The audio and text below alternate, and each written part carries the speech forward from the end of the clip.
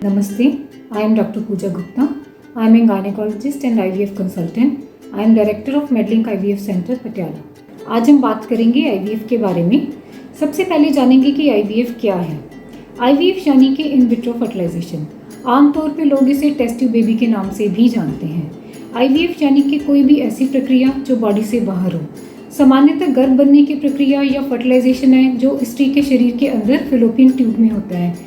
जब इसी प्रोसेस को बॉडी के बाहर एक लेबोरेटरी में under a very controlled environment किया जाता है तो उसे इन विट्रो फर्टिलाइजेशन कहा जाता है। Now will discuss about the indications of IVF, यानी कि IVF किन कपल्स को करवाना चाहिए।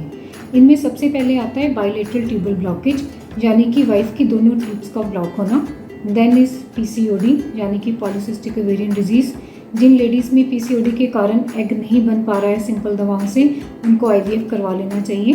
Then moderate to severe endometriosis या फिर लो ओवेरियन रिजर्व, यानी कि एग बनने की क्षमता में कमी आ जाना, या फिर marriage at an advanced age. कभी कभी वाइफ की एज मैरिज के टाइम पे 34 या 35 से अबव होती है, या फिर मैरिज को 7 या 10 साल से ज़्यादा हो गए हैं और वो कपल किसी भी और ट्रीटमेंट से कंसीव नहीं कर पा रहा है, या फिर हस्बैंड में ओलिगोस्पर्मिया या शुक्राणुओं में कमी होना, उनकी गुणवत्ता में या उनके काउंट में कमी होना।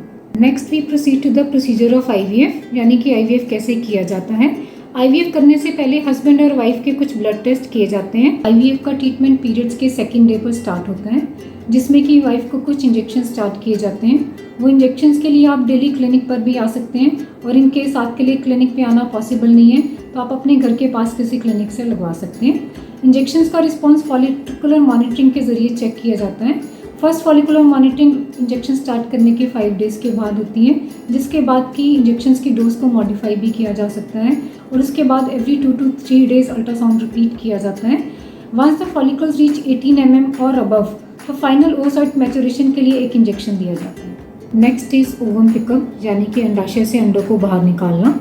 ये एक अल्ट्रासाउंड गाइडेड प्रोसीजर है जो अंडर एनेस्थीसिया किया जाता है। इसके लिए पेशेंट को कुछ घंटों के लिए हॉस्पिटल में एडमिट होना होता है। At the same time husband को हॉस्पिटल प्रेमिसेस के अंदर एक फ्रेश सीमन सैंपल प्रोवाइड करने के लिए कहा जाता है। इसके बाद एम्ब्रियोलॉजिस्ट एग्स को और स्पर्म्स को स्पेशली डिज़ाइन माइक्रोस्कोप्स की गाइडेंस के अंडर फर्टिलाइज करवाते हैं, और फर्टिलाइज करवाने के बाद उनको स्पेशल इंक्यूबेटर्स में फर्दर ग्रोथ और डेवलपमेंट के लिए रख दिया जाता है। 3 से 5 दिन तक उनको ग्रो होने के बाद उनकी गुणवत्ता को माइक्रोस्कोप्स के अंदर चेक किया जाता है। Then comes the day of embryo transfer. Embryo transfer है वो ओवम पिकअप के 3 या 5 दिन के बाद भी किया जा सकता है। एम्ब्रियो ट्रांसफ़र एक पेनलेस प्रोसीजर है। इसके लिए आपको एनेस्थीसिया की कोई ज़रूरत नहीं है, और ये भी अल्ट्रासाउंड की गाइडेंस के अंदर ही किया जाता है। एम्ब्रियो ट्रांसफ़र में 2 या 3 से ज़्यादा गर्भ ट्रांसफ़र नहीं किए जाते एट ए टाइम, और एम्ब्रियो ट्रांसफ़र होने के बाद कुछ घंटे हॉस्पिटल में रेस्ट करने के बाद आप घर वापस जा सकते हैं और अपनी रूटीन एक्टिविटी कंटिन्यू कर सकते हैं। जो वर्किंग लेडीज़ हैं वो नेक्स्ट डे से अपना ऑफिस भी ज्वाइन कर सकती हैं। कभी कभी लोग हमसे पूछते हैं कि क्या एम्ब्रियो ट्रांसफ़र के बाद कंप्लीट बेड रेस्ट ज़रूरी है, तो इसके लिए मैं कहना चाहूँगी कि एम्ब्रियो ट्रांसफ़र के बाद आपको बेड रेस्ट की ज़रूरत नहीं है। आप अपनी रूटीन एक्टिविटी कंटिन्यू कर सकते हैं, कामकाजी महिलाएं अपना ऑफिस वापस ज्वाइन कर सकती हैं।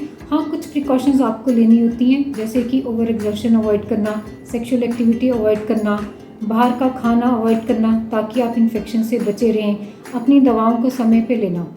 कंप्लीट बेड रेस्ट करने से आपके सक्सेस रेट में कोई चेंज नहीं आती है। Now will talk about the success rates of IVF के सक्सेस रेट्स कई चीज़ों पे डिपेंड करते हैं, जैसे कि वाइफ एज, हर ओवेरियन रिजर्व, हर egg quality of sperms.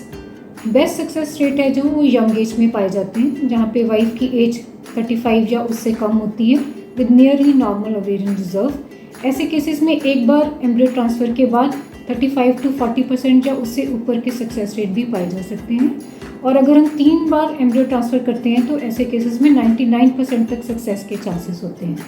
But in case किसी की एज 35 से अबव है, या उनको एंडोमेट्रियोसिस है, या ओवेरियन रिजर्व काफ़ी लो है, ऐसे केसेस में सक्सेस रेट थोड़े डाउन हो जाते हैं। Now comes the question that how many IVF cycles can be done.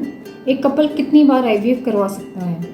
Although there is no set limit to the number of IVF cycles, but we expect best success rates in first 3 IVF cycles. More than 99% cases they become successful in first 3 IVF cycles. In case somebody has been unfortunate and not been able to conceive in 3 IVF cycles, they can go up to 6 IVF cycles.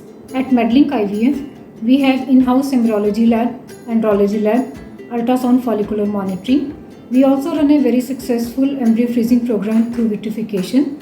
So if you have any queries regarding IVF treatment, then kindly visit us at Medlink IVF or contact at the numbers given in this video link.